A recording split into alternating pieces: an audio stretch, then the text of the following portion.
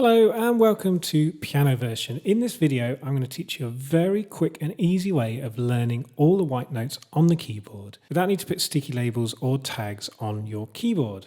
Once I've taken you through the process of learning these notes, there will be a number of tests at the end so you can test yourself on the notes of the keyboard. So first off, there's only two notes that you really need to learn and everything else can be worked out in relation to those two notes. So we want to look at the black notes initially, and we want to know that the white note below the group of two is a C. So the white note below the group of two black notes is a C, and that goes all the way across the keyboard. So every white note below the groups of two are a C. So have a play on your keyboard of every C that you can find. From top to bottom, that is C. That's the first note you need to learn. The second note you need to learn is the white note that sits below the group of three. That's an F. And again, that's every note on the keyboard that's below the group of three is an F. So we've got C below the group of two and F below the group of three. Now, first thing I want you to do is for the next day or two, every time you pass your keyboard or piano, I want you to play every C on the keyboard and every F. C and F. So you're learning C and F. Once you're confident that you've learnt C and F on the keyboard, come back to this video and I'll teach you how to learn the rest of the notes. So stage 2 of learning the notes on the keyboard. Now we should know C and F on the keyboard. Every C and F, below the 2 and below the 3. Now, what's good to know about the notes of the scale is they are named A to G and they repeat. So we go A, B, C, D, E, F, G, A, B, C, D, E, F, G as you go up the keyboard. Now, the reason why you only need to learn C and F is that you can work out every other note on the keyboard in relation to these notes. So, let's play a C. Find a C. Now, go one white note below C. Now, that's B. So you know that the letter before C is a B. So that means the note that's one down from C is a B. So that's the same all around the keyboard. So one down from C is a B. In the same thinking, one note above C is a D. So by knowing where C is, we also know where B and D is very quickly by going C, one note below is a B, one note above is a D. Now we've also learned where F is, the white note below our group of three black notes. So then we can also know that one white note below an F is, that's right, an E. And one note above an F is, you're right, it's a G. So we now know from learning C and F, we know very quickly B, D. In relation to the F, we know E and G. Now there's only one white note left on the keyboard that we don't know. And that's because it's 2 below C or it's 2 above F. But because there's only one note left, we know what that is because we know the notes surrounding C and we know the notes surrounding F. That one that's left is that one there or that one there, and that's an A. So we know that the one note that isn't directly adjacent to a C or an F is an A. And that's how you learn all the white notes on a keyboard. Learn C and F. Then you can work out in relation to C, B and D. And in relation to F, E and G. And the one remaining note is an A. Now I'm going to run a series of tests on the white notes on a keyboard. You can come back to these and test yourself as many times as you want. So I'm going to name a note and you're going to find it on the keyboard, anywhere on the keyboard, maybe multiple times on the keyboard, and then I'm going to show you where it is. So, test 1. Question 1. Play for me C. That's correct. It is the one below the groups of 2. If you'd have played any of those, that's correct. Question 2, play for me F.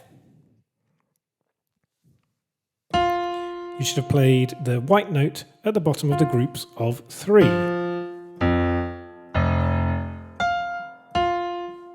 Any of them would have been correct. Question 3, play for me a D.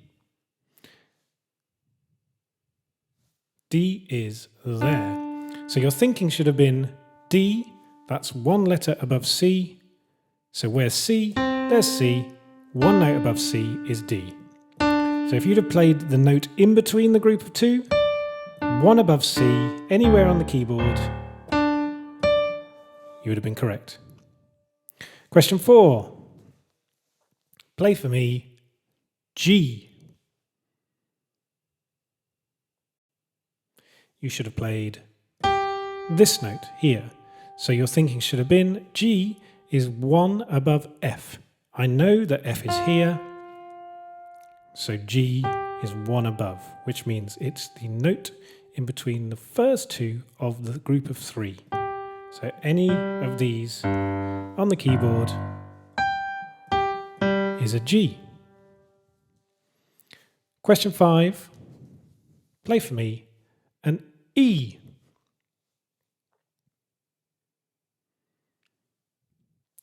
Here's the answer. E. So your thinking should have been one note below F. So there's a no, you've learnt F. E is one white note below F. So any of these notes here. Test 2. Question 1. Play for me a G.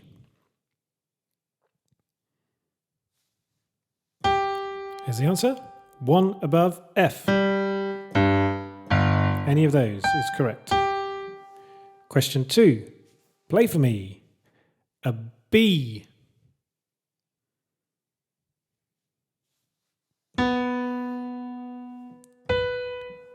So it's one below C. Any of them. Question 3. Play for me an E. There's E. It's one below F. Question 4. Play for me a D. There it is. One above C. One above a C. That's your D. And question 5. Play for me an A.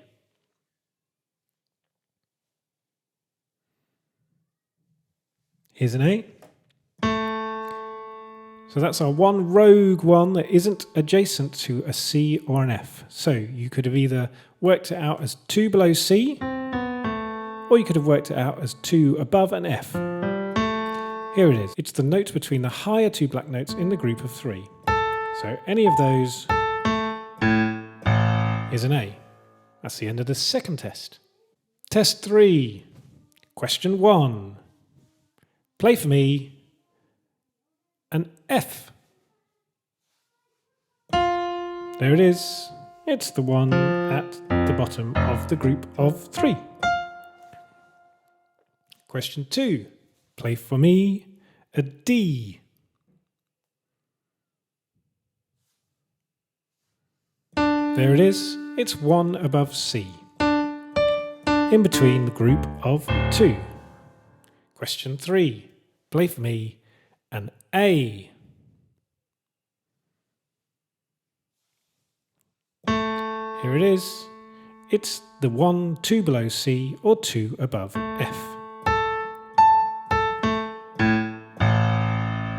Question 4. Play for me a B.